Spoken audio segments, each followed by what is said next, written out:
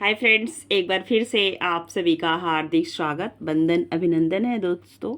हम पढ़ेंगे Uttar Pradesh assistant professor में लगा हुआ उपन्यास बसंती। भीष्म साहनी द्वारा रचित यह उपन्यास है और इस उपन्यास को हम पूरा पढ़ने का कार्य करेंगे क्योंकि एक विद्यार्थी का कमेंट आया था कि आप पूरे उपन्यास को हमें पढ़ा दीजिए। उसी के अंतर्गत दोस्तों आइए चलते हैं, पूरा उपन्यास पढ़ेंगे। उपन्यास बहुत बड़ा भी नहीं है तो छोटा भी नहीं है, थोड़ा सा धैर्य धारण करके आपको पढ़ना होगा। उपन्यास पढ़ने से पहले हम बात करेंगे भीष्म साहनी के बारे में थोड़ा सा। भीष्म साहनी को आप सभी पढ़े होंगे, इनकी बहुत सारी कहानियाँ उपन्यास लगे हुए हैं यूजीसी नेट के पाठ्यक्रम में। और आज ये बसंती उपन्यास जो स्पेशल यूपीएचएससी के पाठ्यक्रम में है उसी को देखेंगे। इनके कुछ महत्वपूर्ण उपन्यास हैं और इनका जन्म आपसे पूछा जाएगा तो रावलपिंडी 1915 ईस्वी में हुआ था। और देखेंगे कि जो है इनका एक उपन्यास है झरोखा, जिसका प्रकाशन 1967 ईस्वी में हुआ था। इनकी विषय वस्तु पूछी जाती आर्य समाजी मध्यम वर्गीय परिवार का अंकन है। जैसे बसंती में अभी आप पढ़ेंगे तो दिल्ली के महानगर झुग्गी झोपड़ी की चीजें उसमें दिखाई गई हैं। दूसरा इनका उपन्यास है कड़िया 1970 में, जिसमें दाम्पत्य जीवन की कटुता और स्त्री की असहाय स्थिति का अंकन किया गया है। नेक्स्ट तमस है जो यूजीसी नेट के पाठ्यक्रम में लगा हुआ है 73 में। भारत विभाजन की सांप्रदायिक विभीषिका का महाकाव्यात्मक अंकन है इसमें तमस में। अब उसी के बाद आता है इसका नंबर वसंती का, जो यूपीएचएससी के पाठ्यक्रम में लगा हुआ है। इसका प्रकाशन वर्ष 1980 ईस्वी है और सन 1840 देखेंगे 1980 ईस्वी में इसका विषय वस्तु देखेंगे दिल्ली महानगर की झुग्गी झोपड़ी वाली गंदी बस्तियों का अंकन इस उपन्यास में आपको मिलेगा। नेक्स्ट है मैयादास की माड़ी, जिसका प्रकाशन वर्ष है 1988 ईस्वी। सन 1840 से 1920 तक पंजाब के राजनैतिक सामाजिक यथार्थ का अंकन किया गया है उपन्यास के अंतर्गत। मैयादास की माड़ी के बाद एक इनका और उपन्यास आता है कुंतो 1993 ईस्वी। इसमें भी नारी जीवन को चिरंतन पराधीनता जन्य पीड़ा का अंकन किया गया है। आगे देखेंगे इनका एक और उपन्यास है नीलिमा नीलोफल, सन 2000 में इसका प्रकाशन हुआ। आइए अब देखेंगे वसंती उपन्यास पूरा पढ़ने से पहले मैं एक ऐसा समीक्षा प्रस्तुत आपके सामने कर दे रही हूँ ताकि आप पूरा उपन्यास एग्जाम समय ना पढ़ पाएं, तो एक पहला वाला वीडियो देख के और आप अपनी तैयारी को पूरी तरीके से एक तरीके से आकलन करने। आइए समय न बर्बाद करते हुए, लेखक हैं भीष्म साहनी जिसे आप देख पा रहे हैं, और बसंती जिसके नाम पे है वह एक महिला है और इस उपन्यास की नायिका है। ठीक है, गांव से विस्थापित मतलब गांव से आई हुई बसंती कहाँ से आई थी तो राजस्थान से आई थी दिल्ली। गांव से विस्थापित रोजी रोटी की तलाश में आए शहरी मजदूरों की त्रासदी का चित्रण इस उपन्यास में है, जिसका नाम बसंती है। बसंती के माध्यम से नारी शोषण का चित्रण, दिल्ली महानगर की झुग्गी झोपड़ी वाली बस्तियों में रहने वाले लोगों का वर्णन, निम्न मजदूर की जिंदगी का चित्रण इस उपन्यास में आपको मिलेगा। अब पात्र देखेंगे, वसंती है 14 वर्षीय लड़की, ये उपन्यास की नायिका है और त्यागमयी विनयशील भी है। दीनू है बसंती का प्रेमी, रुक्मी है दीनू की पत्नी, क्योंकि वो ऑलरेडी शादीशुदा था लेकिन वसंती इससे प्रेम कर लेती है। नेक्स्ट पप्पू है वसंती का बेटा, जब ये प्रेग्नेंट हो जाती है इसके पास एक बच्चा भी हो जाता है। ठीक है, चौधरी है बसंती के पिता, जिन्होंने 1200 रुपए में बसंती को बेच दिया था एक लंगड़ा दर्जी के हाथ। नेक्स्ट आप देखेंगे और इसमें पात्र हैं जैसे श्यामा और रामू भी आया है। रामू बसंती का भाई है, श्यामा बीबी रुक्मी दीनू की पत्नी, जमुना मूलराज बोधराज मतीराम गणेश शंभू गोविंदी चाय की दुकान वाली है। गोविंदी को याद रखिएगा क्योंकि गोविंदी पात्र गोदान में भी आई हुई है। ठीक है, अब आगे एक और पात्र है बुलाकी लंगड़ा दर्जी। और ये उपन्यास टोटल 15 अध्याय में विभक्त है, ये भी याद रखिएगा क्योंकि पूछा जाता है। आगे देखेंगे राधा अनुराधा कहानी को बसंती उपन्यास की पूर्व पीठिका भी कहा जाता है। तो इनकी एक कहानी है राधा अनुराधा कहानी, जिसका पूर्व पीठिका बसंती उपन्यास को कहा जाता है। उपन्यास के 2 वर्ष बाद 1980 में आता है। कहानी के 2 वर्ष बाद यह उपन्यास 1980 में आता है, जिसका प्रकाशन हमने पहले बता दिया। यह उपन्यास निम्न वर्गीय मजदूर वर्ग की जिंदगी पर केंद्रित है। इसमें भी विशेष रूप से महिलाओं की जिंदगी पर है। बसंती निम्न वर्गीय पात्र है। आइए अब पूरा उपन्यास पढ़ने का कार्य करते हैं। उपन्यास थोड़ा स्पीड से पढ़ेंगे, इसके बाद जो है इसके कई वीडियो बनेंगे, तो धैर्य के साथ आपको देखना पड़ेगा। आइए देखिए, चलते हैं। सुबह सवेरे जब चौधरी अपनी कोठरी से निकला तो हवा में कोहरा छाया था। नील मायल धुंधला सा कोहरा जो किसी दिन सुबह उठो तो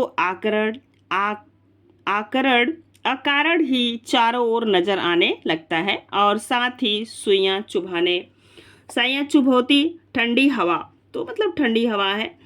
सुइयां चुभाती ठंडी हवा। उसने आंख उठाकर ऊपर की ओर देखा। मटमैले बादल जैसे रात ही रात में नीचे उतर आए थे। इसी कारण सवेरा हो जाने पर भी दिन का गुमान नहीं होता था। बरसेरा आज जरूर बरसेरा चौधरी बुदबुदाया। बसेरा आज जरूर बसेरा चौधरी बुदबुदाया। पर बस्ती जाग गई थी और दिन का व्यापार छिटपुट शुरू हो गया था। बगल वाली कोठरी में से विशेषर की पत्नी जमुना, तो इन पात्रों को याद रखिएगा। जमुना सिर पर घड़ा रखे नल पर से पानी लेने के लिए निकली और ढलान चढ़ने लगी। ऊपर बड़े नल के ही पास ढलान के सिरे पर गोविंदी की चाय पान की दुकान खुल गई थी। घनी, अब गोविंदी भी आप देख लिए, घनी धुंध में से भी उसकी बत्ती की लौ नजर आ रही थी। चौधरी ने घूमकर ढलान के नीचे नजर दौड़ाई। उबड़ खाबड़ गली के दोनों ओर खड़ी छोटी छोटी कोठरियों में भी हरकत शुरू हो गई थी। किसी किसी कोठरी के बाहर चूल्हा जलने लगा था। कहीं कहीं बस्ती की कोई लड़की चादर में मुंह सिर लपेटे ढलान उतरती हुई बस्ती के बाहर लोगों के घरों में चौका बर्तन करने जा रही थी। बाहर की बड़ी सड़क अभी से चलने लगी थी। दूर से लारियां, मोटरों के भोंपुओं की आवाज धूप और कोहरे में लिपटी सी सुनाई पड़ने लगी थी। हर बार बारिश का समा होने पर चौधरी बड़बड़ाता था, आज तो धुआं भी थी और बादल भी घिरे थे जो न जाने कब बरसने लगे। आज तो अपने अड्डे पर जाने में कोई तुक नहीं। कौन इस मौसम में बाल कटवाने या हजामत बनवाने जाएगा।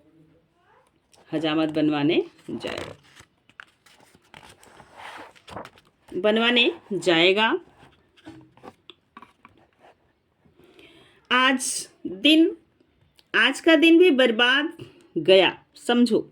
उसका मन हुआ बैठकर बीड़ी सुलगा ले। उसने अपने नीले कुर्ते की जेब से बीड़ी निकाली भी, पर फिर अपनी ही कोठरी के बाहर बैठने के बजाय बाहर निकल आया और गोविंदी की चाय की दुकान की ओर कदम बढ़ा दिए। कल हीरा और धन्ना और बसंती के कुछ और लोग हाकिम से मिलने गए थे। दिन भर बाहर बने रहे। कुछ पता तो चले स्याह सफेद क्या कर आए हैं। सरकार ने क्या कहा, क्या फैसला दिया। सुबह सवेरे हर रोज अपने अपने काम पर जाने से पहले कुछ देर के लिए गोविंदी की दुकान में छोटा मोटा जमाव जरूर होता था। कुछ लोग तो जरूर वहां बैठे होंगे। जब चौधरी गोविंदी के चाय घर के पास पहुंचा तो सचमुच वहां जमाव था और दूर से ही हीरा की आवाज सुनाई। अब हीरा भी एक पात्र आपके सामने आ गया है। ये भी गोदान में भी मिलेगा जिसने जहर दिया था। ठीक है, ध्यान रखिएगा। दूर से ही हीरा की आवाज सुनाई पड़ रही थी। ऊंची आवाज में बोल रहा था। हमने हाथ बांध कर कहा, मालिक, हम राज मिस्त्री, हम ही घर बनावे और हमारे ही घर रहने को ठौर नहीं। लोगों को घर जुटावे और अपना सिर छिपाने के लिए जगह ही नहीं। इस मेह बरसात में तो हमें बेघर नहीं करो। फिर हाकिम क्या बोला, किसी की आवाज आई। हाकिम बोला, हाकिम भला लोग था बड़ी धीरज से बात सुनता रहा। बड़े अफसर तो भले लोग ही होते हैं, हरामी तो नीचे वाले छोटे अफसर होते हैं।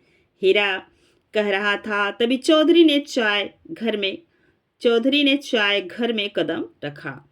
क्या कर आए हो हीरा? हाकिम लोग मान गए कहते हुए चौधरी चबूतरे पर बैठ गया। चाय घर में बस्ती के साथ 8 आदमी बैठे थे। हीरा अभी भी सिर पर राजस्थानी पगड़ी, तो ये याद रखेंगे जिसे साफा कहते हैं, राजस्थानी पगड़ बांधे और कलवाले की उजले कपड़े और काली बास्कट पहने था, जिन्हें पहनकर वह हाकिमों से मिलने गया था।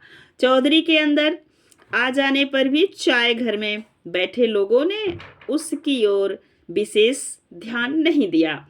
बरसों से इस बस्ती के छोर पर रहने के बावजूद उसे अभी भी बाहर का छोटी जात का आदमी ही माना जाता था। चौधरी अहीर था, जबकि ये लोग राजस्थानी थे। फिर वह नवा और राज मजदूर, राजमिस्त्री, वह अपनी जात बिरादरी से कटा हुआ। बस्ती में 3-4 ही घर अहीरों के थे, और वे भी एक दूसरे से फटे हुए, जबकि इन लोगों की पूरी बिरादरी थी, अपनी पंचायत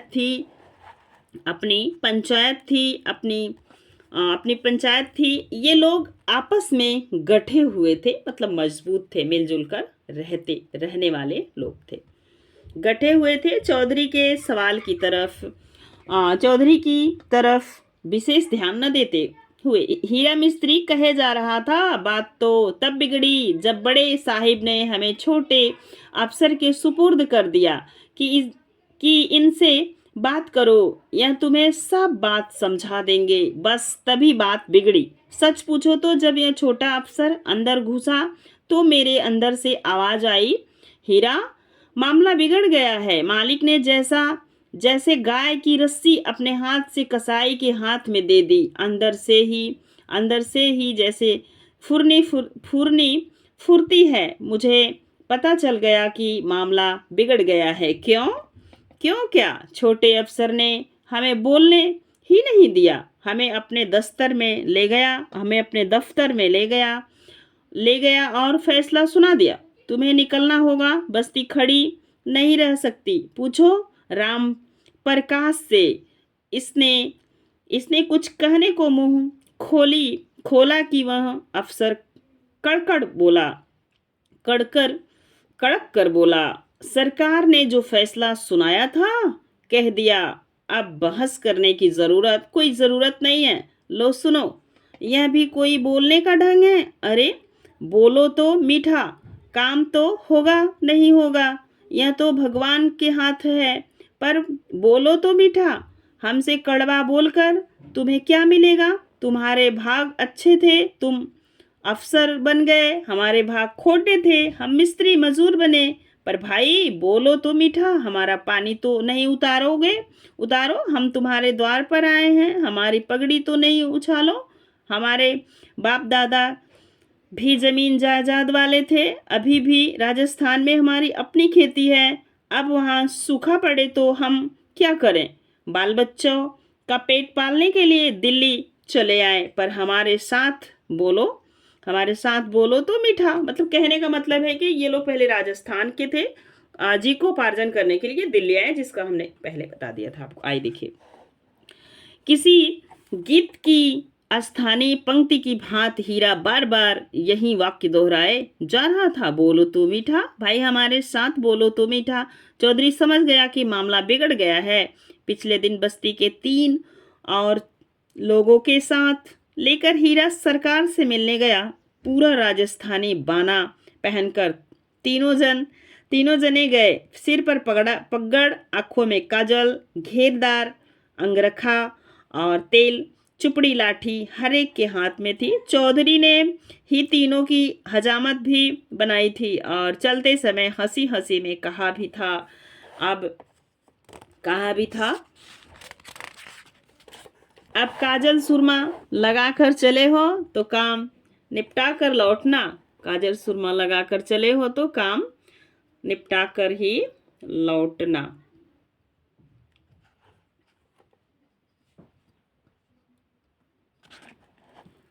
देखते हैं। निपटा कर लौटना, पहले की तरह हाथ खाली हाथ नहीं लौटाना, पर उधर अफसर ने बिना बात सुने चलता कर दिया था और धमकी दी थी कि चपरासी को बुलाकर बाहर निकाल देगा। हाकिम अच्छा मिल जाए, यह भी किस्मत की बात होती है।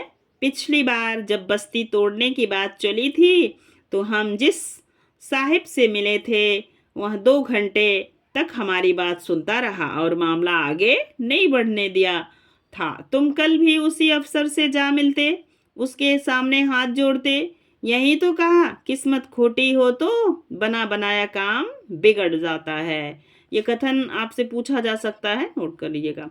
उसी के दफ्तर में तो गए थे, पर वह अब वहां पर नहीं बैठता, किसी दूसरी दफ्तर में काम करता है। उससे मेल मुलाकात हो जाती तो जरूर कोई रास्ता निकल आता। अब क्या कर अब क्या कर जाए हो आए हो अब क्या कर आए हो हम क्या करेंगे? हाथ बांध कर गए थे, हाथ बांध कर ही लौट आए। वह नहीं तो किसी दूसरे अफसर से मिलो, किसी मंत्री जी से मिलो। मंत्री जी मतलब जैसे सोर्स के लिए। इस पर मूलराज बोला, हमने पहले ही कहा था पक्के घर यहाँ नहीं बनाओ, न तुम्हारी जमीन न तुम्हारे नाम का पट्टा। 10-20 रोज की बात होती तो कच्ची झोपड़ियों में पड़े रहते। आप तो यहाँ रहते भी वर्षों बीत गए, घर पक्का बना लिया तो क्या गुनाह किया? मुलकराज लोहे की कुर्सी के ऊपर दोनों पांव चढ़ाए बैठा था और बीड़ी के कस ले रहा था। कल रोज घिरे बादलों के बावजूद वह एक घर में पुताई का काम करता रहा था और पुताई के छींटे अभी भी उसके हाथों और पांव पर पड़े थे। एक आध छींटा उसके मुंह पर भी मौजूद था। तो क्या कहते हो? आज काम पर नहीं जाए? नहीं, काम पर क्यों नहीं जाए?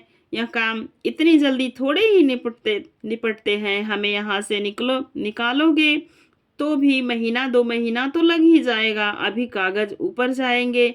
यह पहली बार तो बस्ती गिराने की बात नहीं हुई, ना कई बार पहले भी हो चुकी है। क्या मालूम अब की बार भी बस्ती बच जाए। हाकिम के दिल की उन्होंने महीने भर की का नोटिस दिया था, तब खत्म हो गया। चौधरी ने अपनी छोटी छोटी संकित आंखों से देखते हुए कहा। चौधरी ने अपनी छोटी छोटी आंखों से संकित होकर देखते हुए कहा, नोटिस की बात नहीं करो, वे तो आए दिन मिलते रहते हैं। खोलती चाय की केतली के पास बैठी गोविंदी बोली, तुम मर्द लोग डरते कांपते ही रहोगे। अब की बार अफसर से मिलने जाओ तो मुझे साथ ले चलना। अफसर को ऐसी फटकार सुनाऊंगी कि नानी याद करा दूंगी। तू क्या कहेगी रानी? मैं कहूंगी जिस जमीन पर हमारी कोठरियां खड़ी हैं वे हमारे नाम कर दो और हमसे जमीन के पैसे ले लो। कोठरियां तो हमने अपने पैसे से बनाई हैं, इन्हें कोई क्यों तोड़े, हमारा नुकसान भी करे और हमें बेघर भी करे। तुम्हारे मुंह से बात ही नहीं निकलती। अंगरखे पहने कचहरी में मटक मटक कर आ गए। कहती तो ठीक हो, मुलकराज ने कहा। हीरा, हमें यही कहना चाहिए था। अरे कोई बात सुने तब ना, पहले यह नहीं कहा था। यही तो बरसों से कहते आ रहे हैं। कोई सुने तो हम एक नहीं 10 तरकीबें बतावे। हम अनाड़ी तो नहीं हैं, हमारे हाथ से 20 घर बने हैं।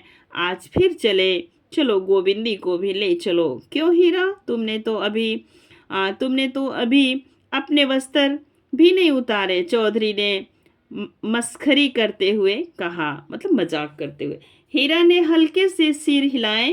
कोई अच्छा अफसर मिल जाए तो बात बन जाए।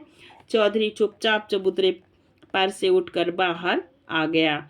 बस्ती क्या थी, दिल्ली की ही एक सड़क के किनारे छोटा सा राजस्थान बना हुआ था।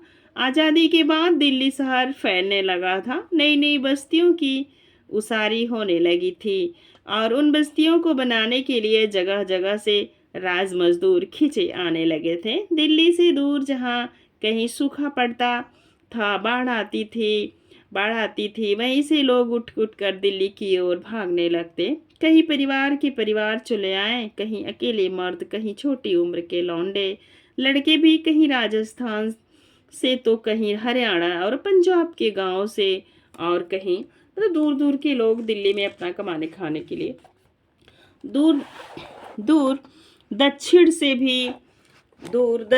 भी परराज मजदूरी के काम के लिए सबसे ज़्यादा लोग राजस्थान से ही आए। रोजगार की तलाश में राज मजदूर ही नहीं, धोबी, नाई, चाय पान वाले और भी तरह तरह के धंधे करने वाले लोग दिल्ली पहुंचने लगे।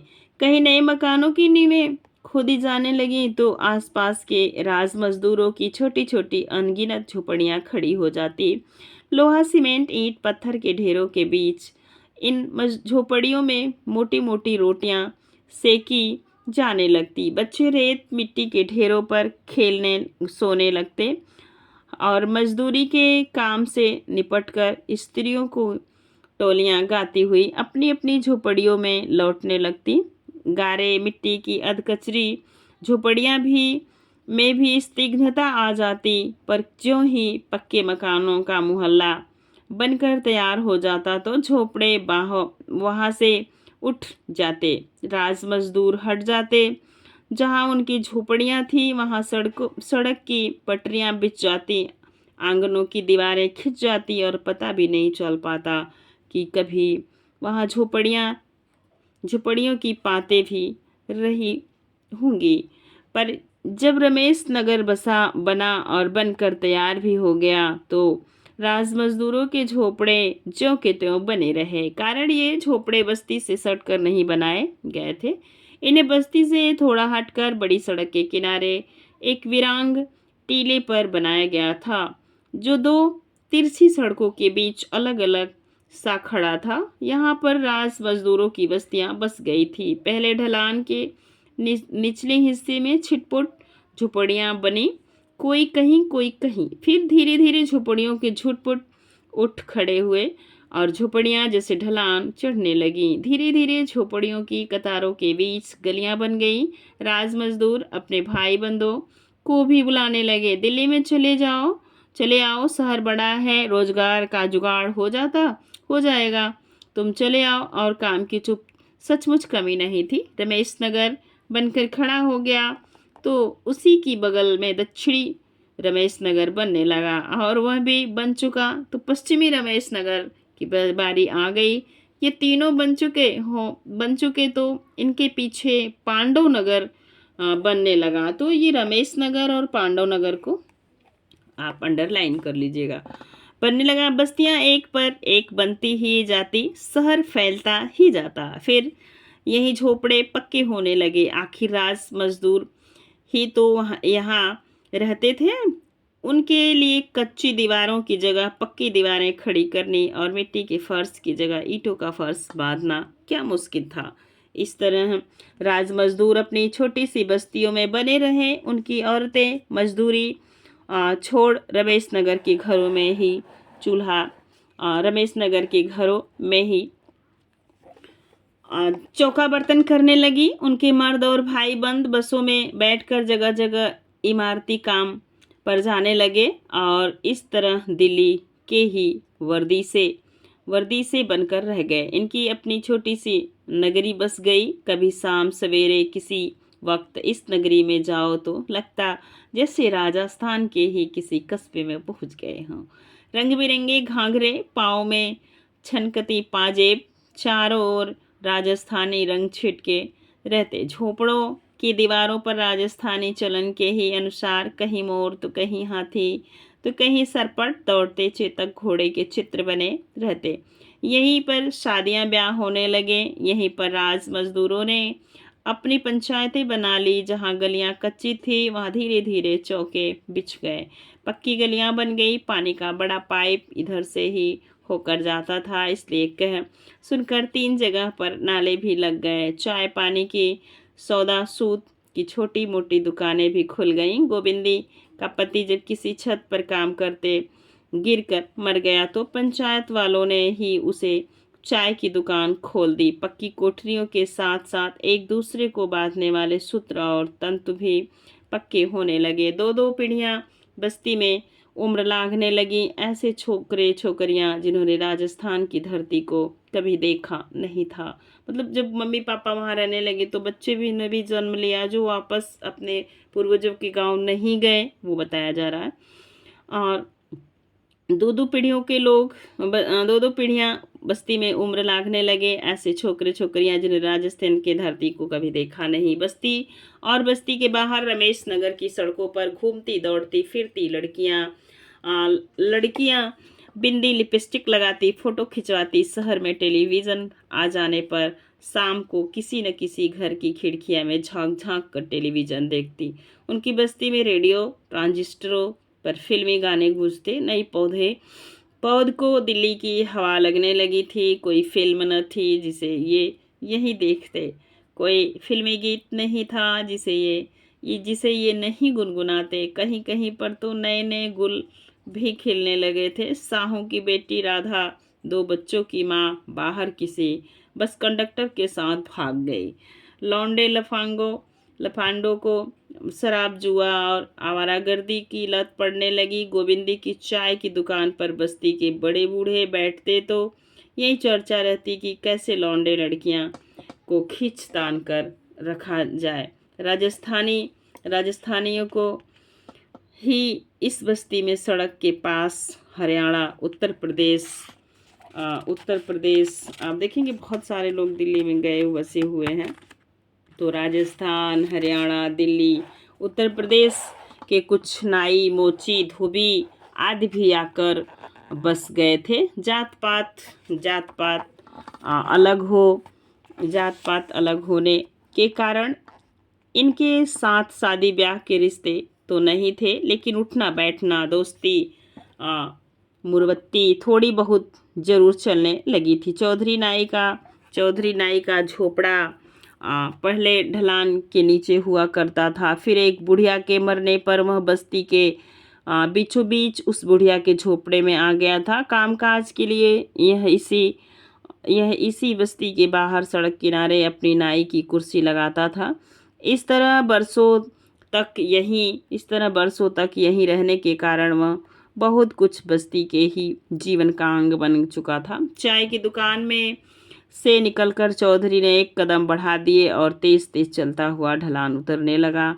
अभी कुछ कर लो, पीछे कुछ नहीं होगा, वह बुदबुदाया और लंबे लंबे डग भरने लगा। उसकी छोटी छोटी आंखों में उत्तेजना आ गई थी।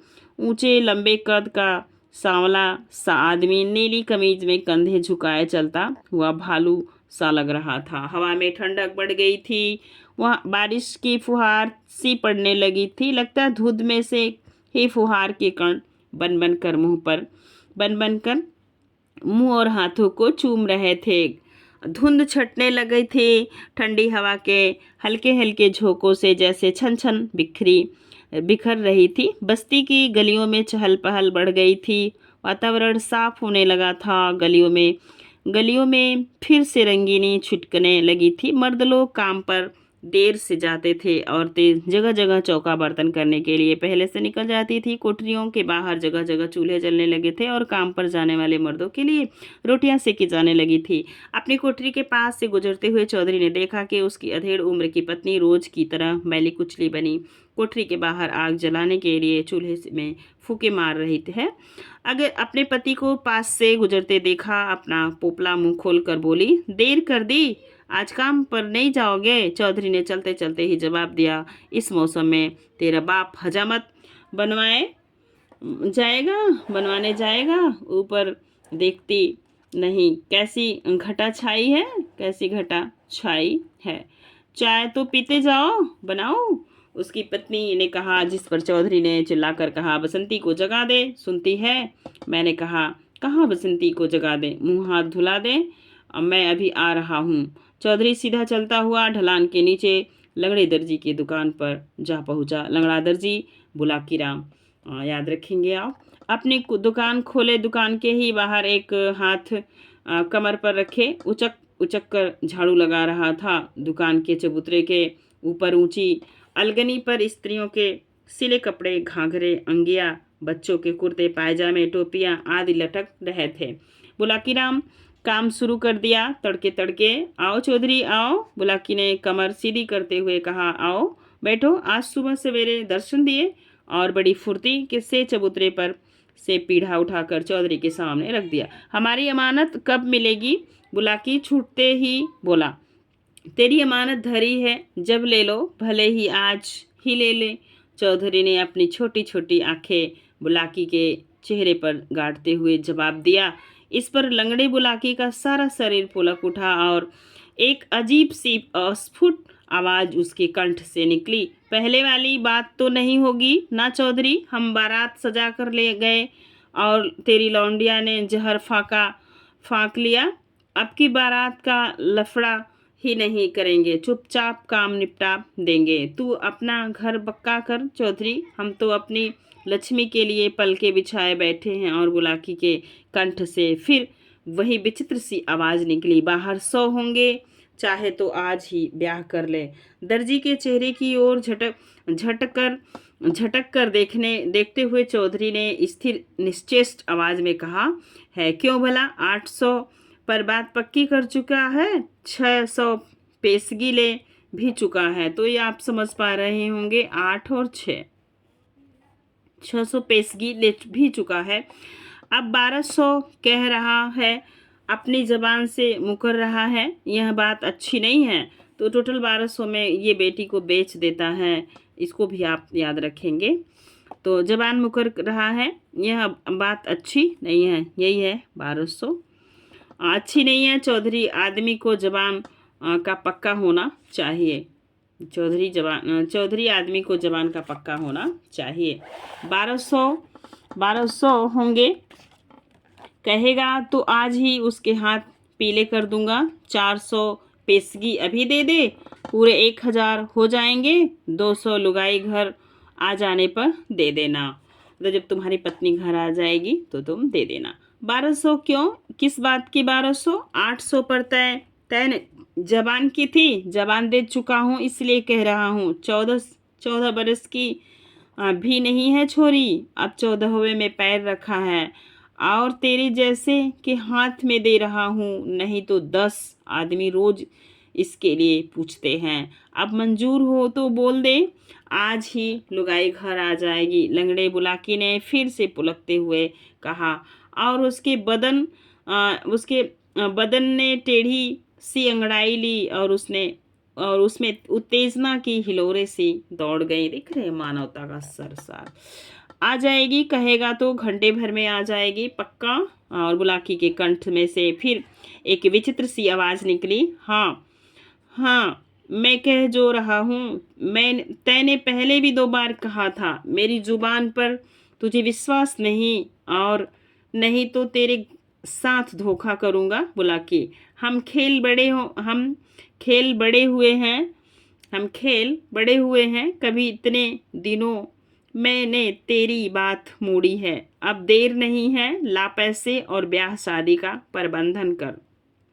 कौन से पैसे? तुम्हें 600 दे जो चुका हूँ, 400 और निकाल, पूरे 1000 हो जाएंगे, बाकी 200 रस्म के बाद दे देना। बुलाकी अपनी आड़ी तिरछी आंखों से चौधरी की ओर देखता रहा। संशय और अविश्वास के बावजूद उसके मुंह से लार बहने लगी थी। 2 बार पहले भी चौधरी उसे झांसा दे चुका था। एक बार तो बारात उसके घर के बाहर तक जा पहुंची थी और चौधरी ने यह कहकर टाल दिया था कि बसंती ने चूहे मारने वाली गोलियां खा ली और कोठरी के अंदर औंधी पड़ी है। दूसरी बार सब तैयारी पक्की हुई तो बोल दिया कि लड़की अपनी बहन के पास गांव गई है, अब जब लौटेगी तो ब्याह कर दूंगा, और 200 और 8 ले गया था। इसके बाद आज लौटेगी, कल लौटेगी कहता रहा।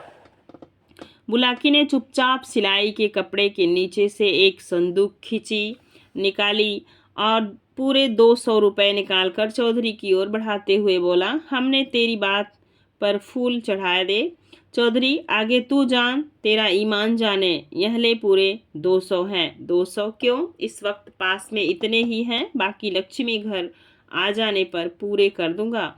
अब बता कितने बाराती लाऊं और पंडित का इंतजाम तू करेगा या हम अपने साथ लाएंगे?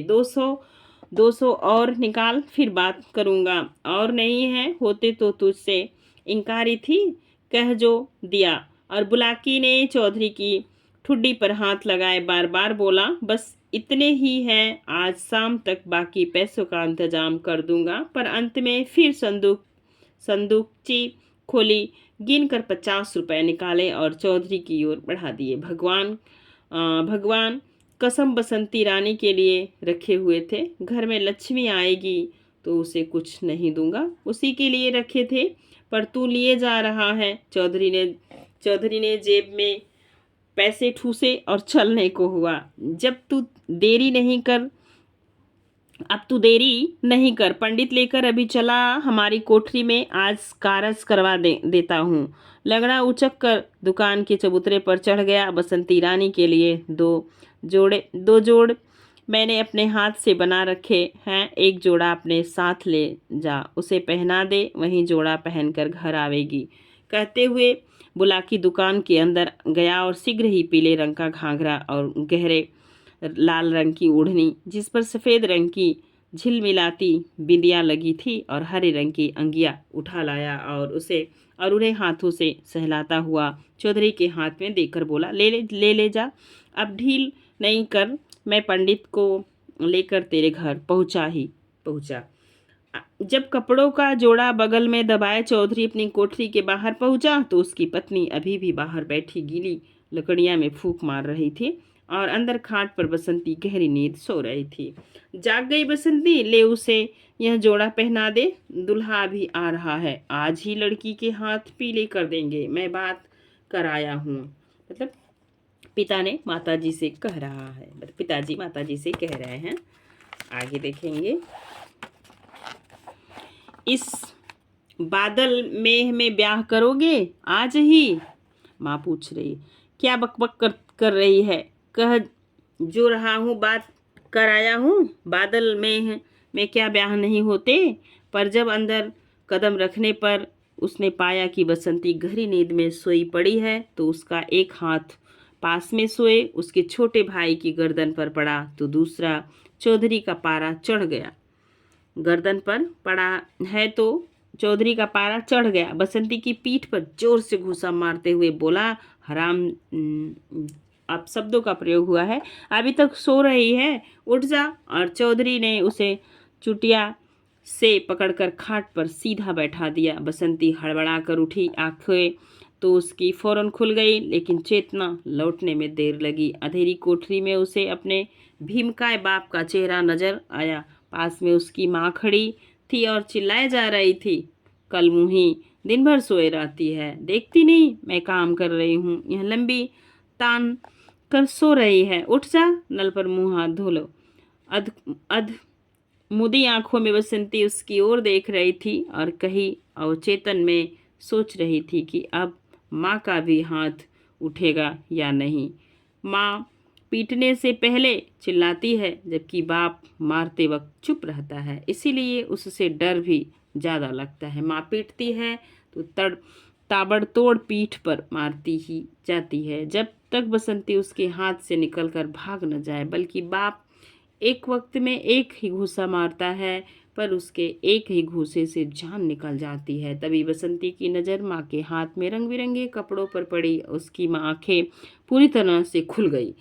जा, नल से मुंह हाथ धोकर आ, माँ चिल्लाई, और दूसरे क्षण बसंती खाट पर से कूद कर उतरी और कोठरी के बाहर निकल गई।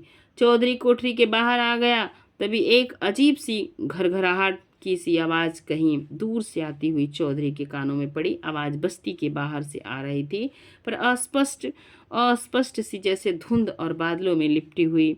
पर चौधरी के कान खड़े हो गए और वह ध्यान से उसे सुनने लगा। बगल वाली कोठरी के बाहर रामू की घरवाली खड़ी थी। यह आवाज़ क्या है, तैने सुनी? नहीं जी, मैंने नहीं सुनी। चौधरी ने ढलान के ऊपर नीचे जाते लोगों की ओर देखा, किसी का ध्यान उस आवाज़ की ओर नहीं गया था। सामने वाली कोठरी के बाहर विशेषर की अंधी बूढ़ी माँ बैठी थी।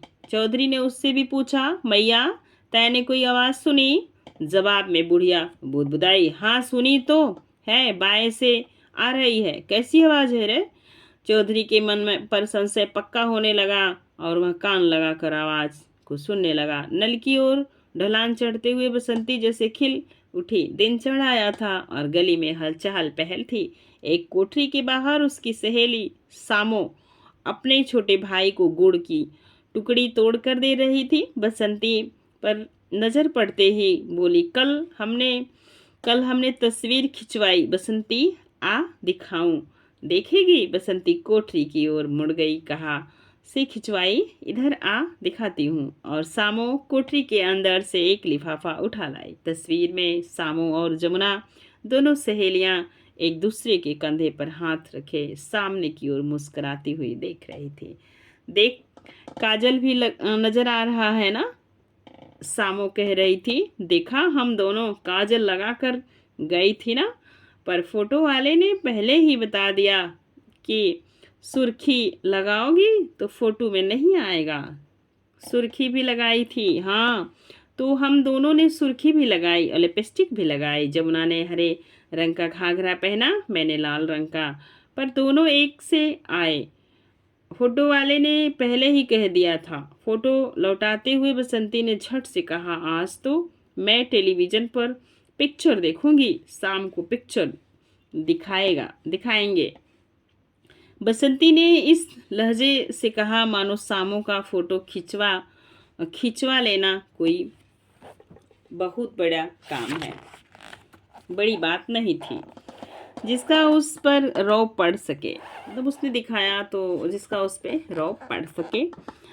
कोई सी पिक्चर तू कहाँ देखेगी? देवकी बीबी के घर वहाँ और कोई नहीं देख सकता। बसंती ने रौब गांठते हुए कहा। इस पर सामो क्यों कर खम खा गई। छूटते ही बोली, मैंने पाजेब बनवाए हैं, दिखाऊं? देखेगी? 10 रुपए लगे थे। पाजेब मतलब पैर के पायल। सामू अंदर से पाजेब लाने जा ही रही थी जब बसंती को बाप झापड़ याद आया और वह उन्हीं कदमों नल की ओर भाग गई। चौधरी अभी भी कोठरी के बाहर खड़ा था। उसने देखा कि अब जगह जगह कुछ लोग अपनी अपनी कोठरियों के बाहर खड़े नीचे की ओर उसी दिशा में देख रहे हैं जहां से घरघराती सी आवाज आई थी और जो अब पहले से ज़्यादा गहरी हो गई थी। लगता है सभी को एक सा संदेह होने लगा है, लेकिन जैसे वे सकते में आ गए हैं और उसे चुपचाप सुने जा रहे हैं। चौधरी ने ढलान के ऊपर की ओर देखा। गोविंदी अपनी दुकान के चबूतरे पर खड़ी उसी ओर कान लगाए सुन रही थी। तभी नीचे से एक आदमी दौड़ता हुआ ढलान चढ़ता नजर आया। मैंने कहा था ना कोई बात है, ऊपर से गोविंदी की आवाज आई। अब तक बहुत से लोग कुठरियों से बाहर निकल आए थे, कुछ जैसे मंत्र से के प्रभाव को तोड़कर ढलान के नीचे उतरने लगे थे। क्या है रे मनवा? चौधरी ने भागते हुए लौंडे से कहा। पुलिस आई है, सड़क पर लारियां हैं, वे घर गिराएंगे और वह हाँफता हुआ ढलान चढ़ने लगा। तू किधर जा रहा है? मैं हीरा के पास जा रहा हूँ। मनवा की छाती खुली थी और वह बुरी तरह से हाँफ रहा था। गले में काले धागे से बंधी सौभाग्य की कंठी दाएं बाएं झूल रही थी। जो लोग पहले ढलान के दोनों ओर चुपचाप खड़े थे वे घबराकर इधर उधर जाने लगे। ढलान के नीचे लोगों की भीड़ बढ़ती जा रही थी। चौधरी का चेहरा पीला पड़ गया और उसके होठ अपने आप हिलने लगे। तभी दूर नीचे सामने पड़ने वाली कोठरियों के पीछे से धूल का बवंडर सा उठा और खड़क सी गहरी धीमी सी आवाज आई जैसे कुएं में बड़ा सा पत्थर फेंकने पर आती है। और ढलान के नीचे भगदड़ मच गई। लोग अपनी अपनी कोठरियों की ओर भागे। देखते ही देखते औरतें और मर्द अपनी अपनी कोठरियों में से तरह तरह का सामान निकाल कर बाहर रखने लगे। कनस्तर और घड़े और गठरियां और डिब्बे पलक मारते सारा दृश्य बदल गया। नीचे खड़े लोगों की गांठें खुल गई और लोग छितरा गए, हर तरफ भागते हुए नजर आने लगे। हीरालाल मूलराज और शंभू गोविंदी की दुकान पर से उठ आए थे और ढलान के सिरे पर भौचक्के से खड़े थे। पास में मनवा खड़ा हाँफ रहा था। तीनों अभी भी सिर पर पगड़ बांधे थे और अंगरखे पहने हुए थे, जिन्हें पहन कर वे पिछले दिन हाकिमों से मिलने गए थे। हीरालाल का चेहरा भी पीला पड़ गया था और होठों में वह कुछ बुदबुदा जा रहा था। हीरालाल ने सिर पर से पगड़ उतार और उसे बगल में दबाकर नंगे सिर चुपचाप दुकान के पीछे अपनी कोठरी की ओर चला गया। बाकी दोनों ने भी सिर पर से पगड़ उतार दी और तेजी से अपनी अपनी कोठरियों की ओर लपके। गोविंदी ने पानी की बाल्टी उठाई और चूल्हे पर पानी फेर कर आग बुझा दी। लोगों की भीड़ में से एक और स्त्री हाँफती हुई ढलान चढ़ रही थी। क्या है री गंगो, नीचे क्या हो रहा है? घर तोड़ रहे हैं। नीचे पुलिस की लारियां ही लारियां हैं। मैंने चौका बर्तन करने बाबू के घर गई थी, वही पता चला था तो भागी आई। उठा लो जो उठा सकती हो, नहीं तो वे एक एक चीज तोड़ डालेंगे। कोठरियों के बाहर गठरियां, कनस्तरों, टंकियों के ढेर लगने लगे थे। कुछ लोग सिरों पर गट्ठर और कनस्तर उठाए हड़बड़ी में गिरते पड़ते ढलान उतरने लगे। शोर बढ़ता जा रहा था। इन्हें कहाँ ले जाऊं, इन्हें मेरा कौन उठाएगा? गोविंद की आवाज़ थी। पहले तो वह अपनी दुकान का सामान प्लेटें, प्याले, गिलास, कड़ाहियाँ लाकर चबूतरे पर रखती रही थी और अब हताश सी होकर वहीं बैठ गई और ऊंचा ऊंचा रोने लगी। नेक्स्ट आगे देखेंगे। रोने लगी चौधरी जो अभी तक किंग कर्तव्य मूढ़ सा सारा दृश्य देखता रहा था, सहसा ऊंची आवाज में चिल्लाने लगा। बसंती बसंती बसंती बसंती करके चिल्लाने लगा। ढलान से लोग अपने गट्ठर और कनस्तर और कहीं कहीं खाटे उठाकर जो है कि उठाए गिरते पड़ते उतर रहे थे। अभी भी कुछ लोग, विशेषकर स्त्रियां, कोठरियों के बाहर गाढ़े की मोटी चादरों में मुंह सिर लपेटे ढलान की ओर ताके जा रही थी। उन्हें अभी भी इस बात पर विश्वास नहीं हो रहा था कि सचमुच उन्हें अपनी कोठरियां छोड़ देनी होंगी। नीचे ढलान के सिरे पर से अब बार बार धूल के बवंडर उठ रहे थे। ढलान पर भीड़ थी। किसी वक्त इस धूल के बीच किसी आदमी की अस्पष्ट सी आकृति नजर आती, जो किसी कोठरी की छत पर खड़ा बार बार छत पर गेती मार रहा था। कभी कोई एक आकृति नजर आती, कभी क्षण भर के लिए एक से अधिक आकृतियां नजर आती और फिर नीचे से उठती धूल में खो जाती। किसी वक्त लोगों की चीख पुकार थम सी जाती और तब धूल के बवंडरों के बीच से ढक ढक का सा शब्द सुनाई पड़ता। धूल का एक बवंडर उठने पर फिर क्रंदन सा उठता और थोड़ी देर के लिए अटपटा मौन सा छा जाता और इसी मौन के बीच अस्पष्ट सी डगडग की आवाज़ सुनाई पड़ने लगी। बसंती अभी नल पर पहुंची ही थी कि यह तमाशा शुरू हो गया था। पहले तो वह गोविंदी के ही चौबूतरे के पास नल के निकट खड़ी आंखें फाड़ कर इधर उधर देखती रही। फिर उसने समझ लिया कि आकर्षण का मुख्य केंद्र वह स्थान है जहाँ से धूल उड़ रही है और वह उसी क्षण हिरनी की तरह भागती हुई ढलान उतरने लगी। चौधरी की कोठरी के बाहर भी अब ढेर सा सामान रखा था और बसंती की माँ जोरों से रोए जा रही थी और रोती हुई ही कोठरी के अंदर से छोटे छोटे डिब्बे उठा कर बाहर ला रही थी। सदा की भांति उसके उलझे हुए बालों की लटें उसके मुंह पर गिर रही थी। छाती के बटन खुले थे और चिकट मैली धुती जगह जगह से फटी रही थी। अपने पोपले मुंह से बुदबुदाती हुई रोती बिलखती घर का सामान बाहर निकाल रही थी। चौधरी ने एक बार फिर बसंती को पुकारा और फिर पत्नी के सिर पर घर का सामान रखने लगा। एक टंकी के ऊपर आटे का कनस्तर और उसके ऊपर बाल काटने वाले औजार का थैला और उसके ऊपर पीतल की परात और लोटा। चौधरी उस पर सामान लादे जा रहा था और वह नीचे खड़ी रोए जा रही थी। औजारों का थैला रखते ही उसके घुटने बैठ गए। मार डालोगे मुझे? मुझसे नहीं उठेगा। तू नहीं उठाएगी तो यहाँ तेरा बाप सारा सामान उठाने आएगा। चौधरी को बहुत सा सामान छोड़ना पड़ रहा था। बसंती पास में होती तो कुछ सामान वह उठा लेती, परंतु न जाने हरामजादी, सॉरी ये अपशब्दों का प्रयोग है, कहाँ जा कर मर गई। बसंती का छोटा भाई रामू अभी भी कोठरी के अंदर खाट पर मीठी नींद से सो रहा था।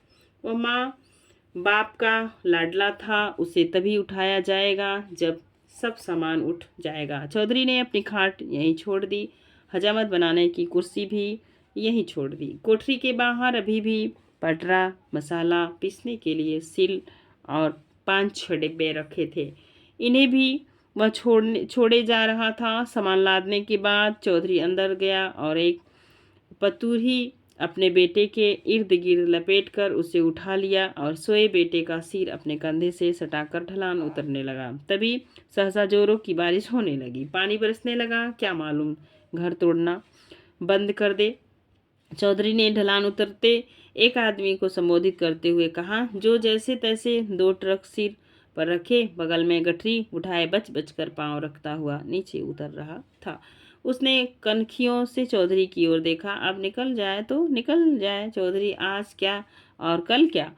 अब ये तुम्हें यहाँ रहने नहीं देंगे। तेरे वारिस उतरने की देर थी कि पल भर में ढलान पर कीच ही कीच हो गया। ढलवा गली में पक्की ईंटें भी बिछी थी और जगह जगह पर चौके भी थे, लेकिन ईंटों चौकों के रहते हुए भी गीली मिट्टी का परत उस पर बिछ गई थी। लोगों के पैर पड़ने से फिसलन और ज़्यादा बढ़ती जा रही थी। तभी बसंती की माँ का पाँव फिसला और वह धड़ाम से कूल्हे के बल जा गिरी। आटे का कनस्तर खुल गया और आधा आटा कीच के ऊपर छितर गया। देखते ही देखते पीछे से आने वाले लोगों के पांव आटे पर पड़े, जिससे वह पहले बदरंग और रंग कीच के ही रंग में बदल गया। माँ की किस्मत अच्छी थी जो कनस्तर पीछे की ओर गिरा और टंकी टेढ़ी होकर बाईं ओर गिरी, नहीं तो उसकी हड्डियां टूट जाती, नहीं तो उसका माथा फूटकर लहूलुहान हो जाता। बसंती की माँ रोती बिलखती कमर पर हाथ रखे उठी और अपना सामान बटोरने लगी। बसंती का भाई रामू अभी भी पतूही में लिपटा चौधरी के कंधे से लग कर सो रहा था और चौधरी ने एक हाथ में बाल्टी उठा रखी थी। अगर चौधरी ने रामू को कंधे पर से नीचे उतार दिया होता तो कुछ सामान रामू भी उठा सकता था और कुछ और सामान स्वयं चौधरी, पर चौधरी को यह मंजूर नहीं था। ढलान अब लोगों के खचाखच भरी थी। सभी लोग मर्द और औरतें अपने अपने 3 कनस्तर उठाए मूसलाधार बारिश में एक दूसरे से टकराते उलझते नीचे उतर रहे थे। अब ऊपर की ओर भी शोर बहुत बढ़ गया था। कोठरियों के बाहर बहुत सा सामान रह गया था। अब ढलान पर भी लोगों के सामान छूटने लगा था। कहीं पर कोई खाट गिरी पड़ी थी तो कहीं पर कोई घड़ा या छोटे छोटे डिब्बे। एक बार हाथ से छूट जाने पर भीड़ में उसे दोबारा उठा पाना असंभव था। डिब्बा एक बार गिरकर खुल गया तो उसे समेटने उठाने का सवाल नहीं उठता। सामू की माँ गंगो चाची गोद में बच्चे को उठाए सिर पर टंकी रखे ढलान पर से उतर रही थी, जब पीछे से लोगों को धक्का पड़ा और गंगो चाची आधे मुँहे गिरते गिरते बची और टंकी नीचे गिरते ही खुल गई और सभी कपड़े लत्ते लोगों के कीच भरे जूते के नीचे मसले जाने लगे। गंगो चाची बड़ी कठिनाई से अपने बच्चे को संभाल पाई थी। बच्चे को छाती से लगाए वह चिल्लाए जा रही थी कि खुटनी टंकी में से उसके कपड़े लोगों के कीच भरे पाँव से खींच कर बाहर खींच में रौंदे जा रहे थे। लाल रंग की चुनरी तो देखते ही देखते कीच से लथपथ गोल गेंद की तरह नीचे लुढ़कती जा रही थी। चाची गंगो बच्चे की छाती से चिपकाए एक बार टंकी को उठा पाने के लिए लपकी, पर पीछे से एक और रेला आया। गंगो चाची को ही धकेल कर नीचे ले गया। बसंती तेज तेज भागती हुई ढलान पर से उतरते लोगों से बचती उस जगह पर जा पहुंची जहां पर कोठरियां तोड़ी जा रही थी और अपनी उचित उत्सुक आंखों से आसपास का दृश्य देखने लगी। तभी 4 सिपाही सिर पर लोहे के टोप पहने जिससे रस्सियों की बनी जालियां लटक रही थीं। रास्ता रोके खड़े थे और लोग लोहे के मुठ वाली लाठियां उठाए हुए थे और ढलान के आसपास की गलियों में से आने वाले लोगों को बाएं हाथ से गली में धकेल रहे थे। कुछ पुलिस वालों के कंधे से लकड़ी के जालीदार चौखटे से लटक रहे थे। उनकी वर्दियां पानी से तर हो रही थीं और पानी उसकी टोपियों पर भी चू रहा था। सिपाहियों की पात के पीछे जगह जगह ऊंचे ऊंचे बांस के बल्ले और लुठक नजर आ रहे थे और कीच के मलबे का ढेर भी। बसंती के लिए पहचानना कठिन हो रहा था कि कौन सी कोठरी किसकी है। सामने वाली कोठरी के बाहर जमीन पर 3-4 डिब्बे लुढ़क रहे थे। एक डिब्बे में से थोड़े से चावल निकलकर कीच पर छितर गए थे। कोठरी की दीवारें टूट पड़ी थीं, पर दरवाजा अभी भी टेढ़ा होकर झूल रहा था। कोठरी के बाहर चूल्हा भी टूटा पड़ा था। बसंती ने आंख उठाकर देखा। दाएं हाथ एक कोठरी का दीवार पर 2 सिपाही खड़े थे, छौनिया से छत को तोड़ रहे थे। एक और सिपाही नीचे से कोठरी से बाहर पहुंचा था। उसने छेनी उठाकर सबसे पहले चूल्हे को तोड़ा और फिर कोठरी की दीवार पर छेनी मारने लगा। दीवार पर नीले रंग से 2 सुंदर बड़े बड़े मोर बने हुए थे। यह विष्णु की कोठरी थी। उसी की कोठरी की दीवार पर नाचते मोर बने थे। नहीं तो और लोगों की दीवारों पर कहीं घोड़ा तो कहीं हाथी के चित्र हैं। यह तो विष्णु की कोठरी है, इसे क्यों तोड़ रहे हैं? सहसा बसंती के मुंह से निकल गया।